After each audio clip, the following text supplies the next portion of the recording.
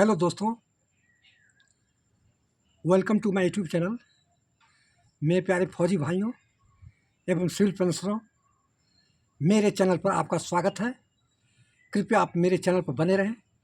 ज़्यादा से ज़्यादा लाइक कीजिएगा, सब्सक्राइब कीजिएगा, अपने दोस्तों के साथ शेयर कीजिएगा। तो 8 पे कमीशन के बारे में आपको एक नई अपडेट की जानकारी देने वाला हूँ। कृपया आप मेरे चैनल पर बने रहेंगे और कृपया आप ध्यानपूर्वक सुनिए पूरी वीडियो। 8 पे कमीशन कभी भी हो सकती है। अधिसूचनाएँ जारी। फिटमेंट फैक्टर 1.92 से 2.86 के बीच में हो सकती है। फिर दोबारा मैं रिपीट करने वाला हूँ, कभी भी हो सकती है अधिसूचना जारी। फिटमेंट फैक्टर 1.92 और 2.86 के बीच में हो सकती है। तो दोस्तों, अब इसके मैं पूरा विश्लेषण, पूरे ब्यौरा बता रहा हूँ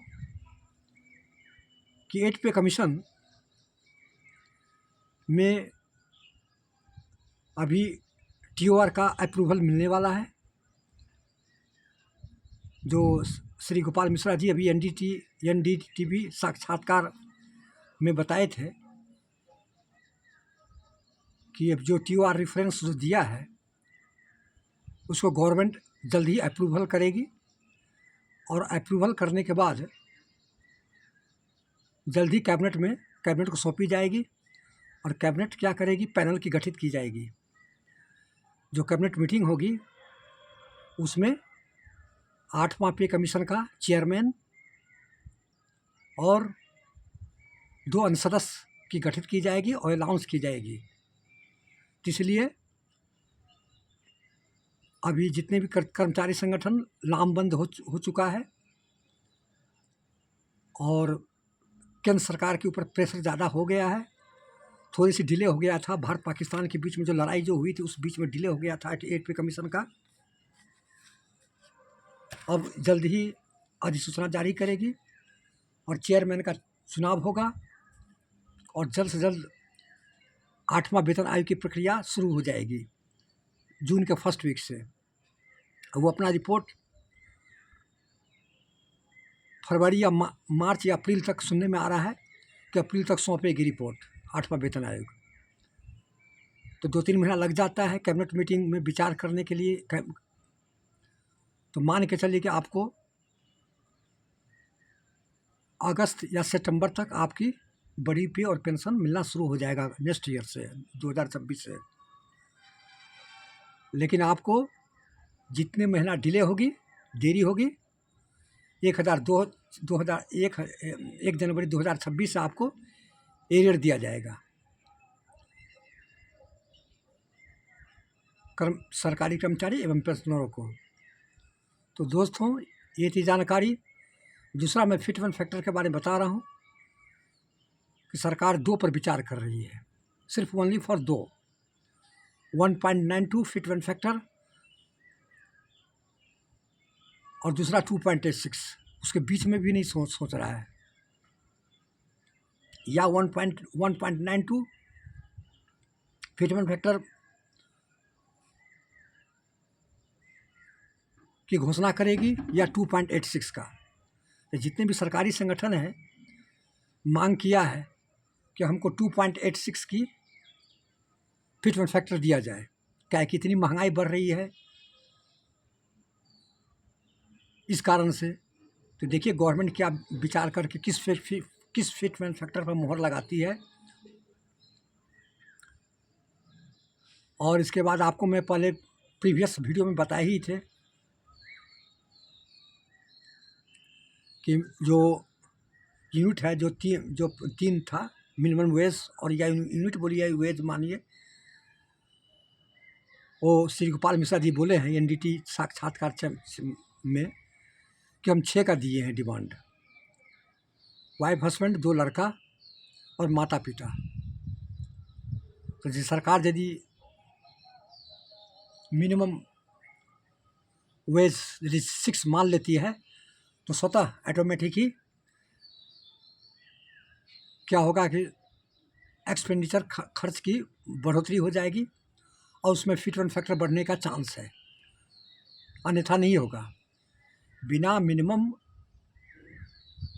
यूनिट 3 से बढ़ा करके यदि 6 कर दिया जाए तब हो सकता है फिटमेंट की बढ़ोतरी। यदि 3 पर होगा तो आपका फिटमेंट फैक्टर 1.92 से लेकर 2 पॉइंट के बीच में होगा।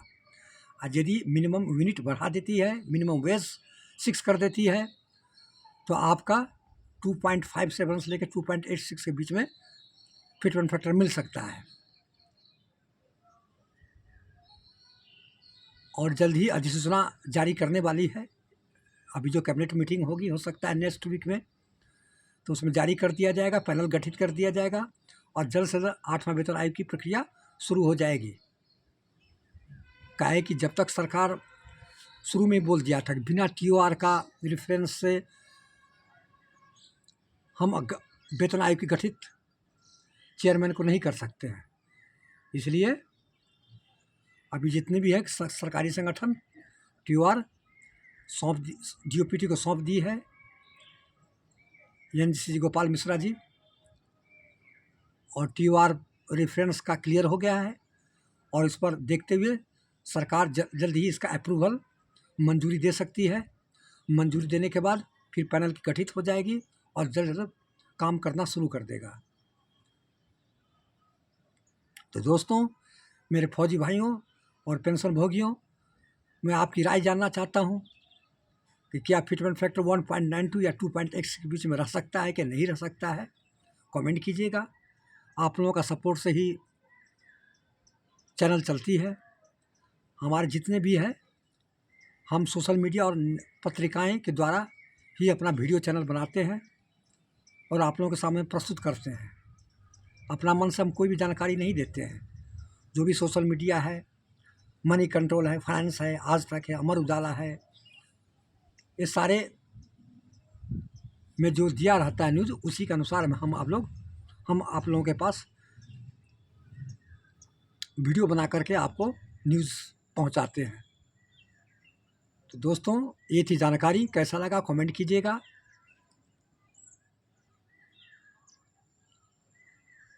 और अभी आपको बता दें कि एक और मैं बताने वाला हूं कि जो NPS और UPS है, उसमें UPS की कर्मचारी 30 लाख है। तो 1 अप्रैल 2025 से बोल दिया था बाय ऑर्डर उसमें शामिल होने के लिए। तो 30 लाख जो UPS के जो कर्मचारी है, केंद्रीय कर्मचारी, वो सिर्फ OPS NPS से UPS में 30,000 शामिल हुआ है। बाकी बोला कि हम शामिल नहीं होंगे UPS में, हम हड़ताल करेंगे, हमको ना NPS चाहिए ना UPS चाहिए, हमको OPS चाहिए, ओल्ड पेंशन स्कीम। और इसके बाद सरकार को धमकी भी दी है कि यदि हमारी मांग पूरा नहीं होती है तो फिर हम इकट्ठा होकर के, लामबंद होकर के हम स्ट्राइक करेंगे पूरे देश में। तो देखिए गवर्नमेंट क्या इस पर एक्शन लेती है। UPS के बारे में मैं आपको जानकारी देने वाला हूं कि UPS में बहुत कम ही कर्मचारी शामिल हुआ है NPS से, 30 लाख में से। बाकी बोला कि हमको नहीं चाहिए UPS, हमको चाहिए OPS चाहिए।